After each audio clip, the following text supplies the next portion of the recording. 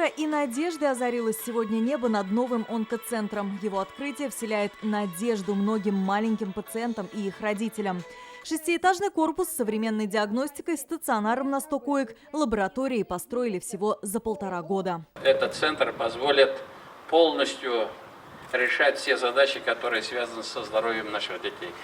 Я искренне хочу поздравить нас с этим событием. Проект он был реализован в рамках национальных проектов с участием федерального и республиканского бюджета. Позволяет мгновенно получать рентгеновские снимки.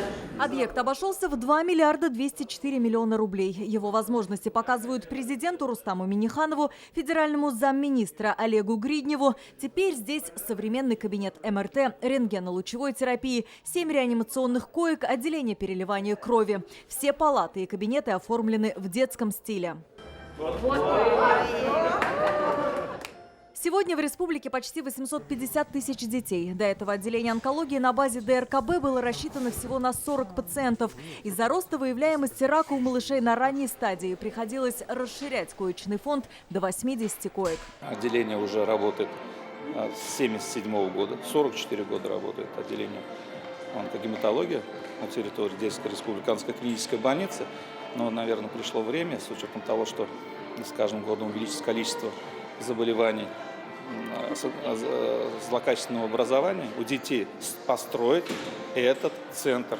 Теперь разгрузят не только отделение онкологии республики, но и в других городах Поволжья. Не придется ехать в федеральные клиники. В Казани смогут проводить трансплантацию костного мозга и стволовых клеток. Все эти центры находятся по патронажам Федерального центра онкологии имени Димы Рогачева. И здесь проводятся и консультации, и обучение кадров, и те наработки, которые там созданы, они идут и распространяются в те региональные центры детской онкологии, которые строятся по стране.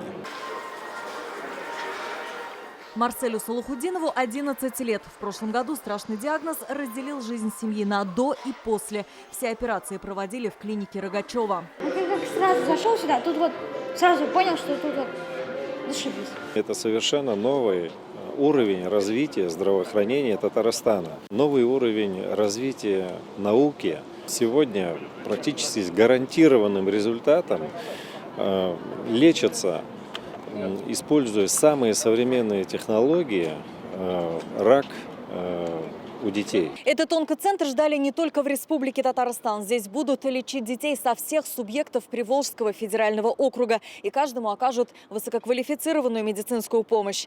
Диагностика, лечение и реабилитация. Алия Хайрудинова, Вадим Илларионов, ТНВ, Казань. Закажи рекламу на ТНВ. Телефон в Казани 5 705 100.